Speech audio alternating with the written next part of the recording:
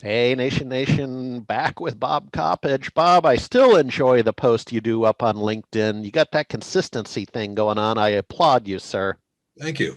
Yeah, we're definitely going for quantity over quality. Yeah, there you go. Well, I resemble that my whole career. But hey, listen, interesting story. Yesterday, my data center client in Austin, Texas, and they use me. They kind of buy me by the drink. Hey, Harry, go do this. Hey, Harry, go do that. And they needed a diversity and inclusion statement for their website and some of their materials. And the reason is uh, the gentleman is Hispanic and he's a military veteran, right? So he fills some buckets as he goes for government work or big company work, and happy to do it. So I started doing a little research about what that means, and then I kind of, scratch my head and I'm like, there's a lot of conversations in tech going on LinkedIn and Facebook and other areas about these, the diversity and inclusion. So, sir, what's going on? Why is this all of a sudden hot? Well, I'm not sure it's all of a sudden hot, as opposed to getting a little more attention. And this is one of the key things is just because we talk about something doesn't mean that we shouldn't have been talking about it some time ago. Fair enough. And I think that's part of the challenge here.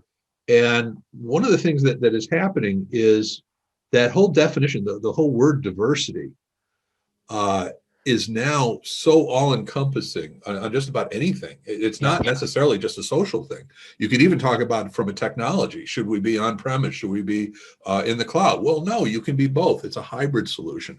The same thing from a social standpoint. I mean, you and I grew up back when I was your age. We had 3 TV stations, and it was good enough for us. And it was a Well, small TV. exactly. And I was the remote control for the house, that kind of thing. But when you think about it from a standpoint of not only from as consumers, we had 3 choices, but also the producers. There were 3 choices. You produce content for NBC, ABC, CBS, and that was pretty much it. Yeah. And so the product funnel was all about it's the majority. It's the whoever has the most money, they're going to see the most stuff. Well, now it has gotten so much easier for content to be produced, for everything to happen.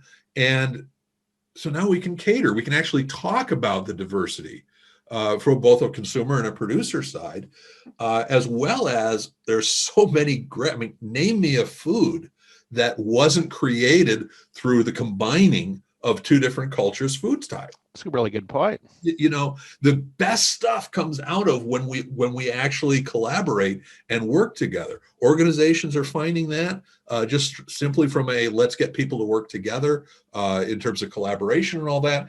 And I think also from a social standpoint, the more opportunities and the more differing views we have working together, the better our products are. Yeah. Yeah, absolutely. In the tech space, I mean, I understand what I did for my client yesterday. That's very clear, right? So he Yeah. gets the check the box in terms of business development and bids and RFPs and all that. I get that. Yeah. In the conversations I revisited, I mean, I've seen them fly by, but I kind of revisited them yesterday. Um, in the tech space, the conversations I saw were kind of dealing more with women in technology, and maybe that's just what my feed had, right? So that wasn't really part of the statement yesterday. But to your point, I guess the diversity and inclusion conversation can be anything. It absolutely can. If you think about it, all we are sums of metadata. Yeah, At the end of the day, and here we are. Pardon my stereotypical French, but 2 old white guys yeah, yeah, talking about diversity and inclusion.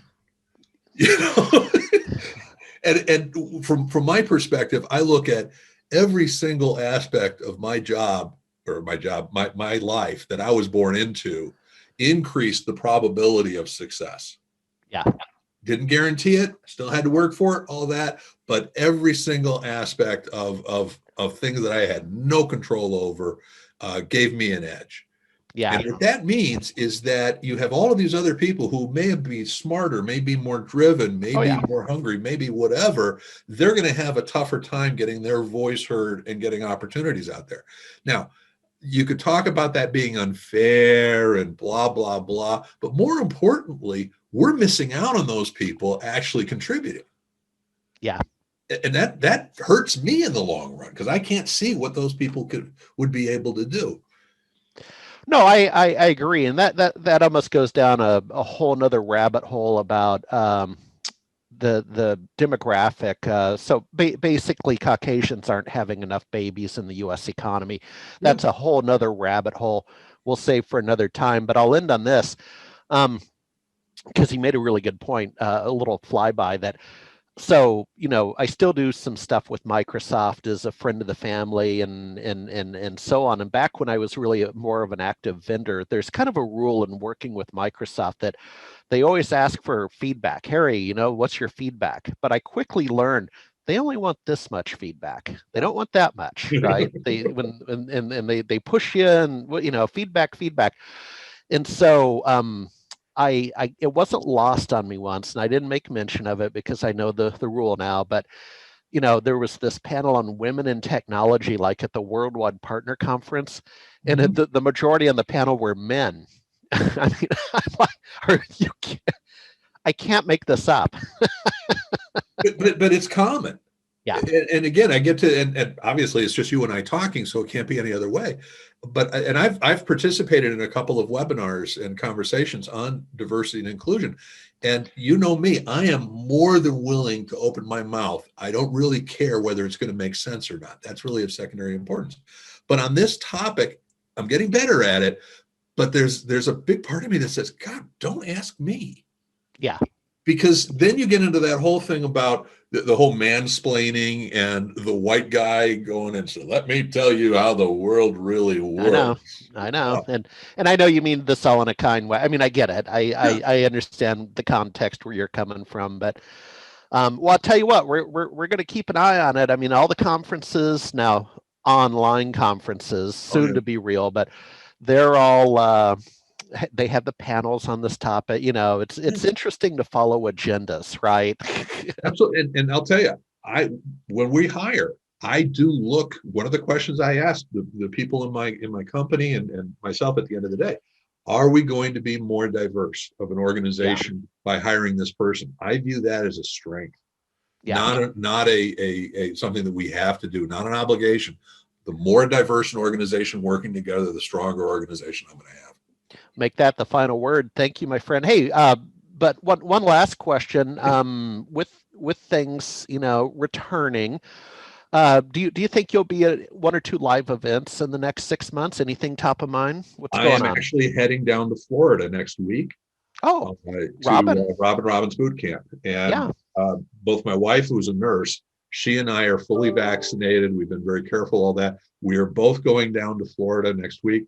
She's actually going down with her mother to visit. We're going to be like 400 miles apart, but traveling. So she's taking social distancing in a whole different direction than social distance for me, which probably is good advice for her. All right. Well, give Robin a bump Will and do. tell her hi. Thanks, Bob. Thank you.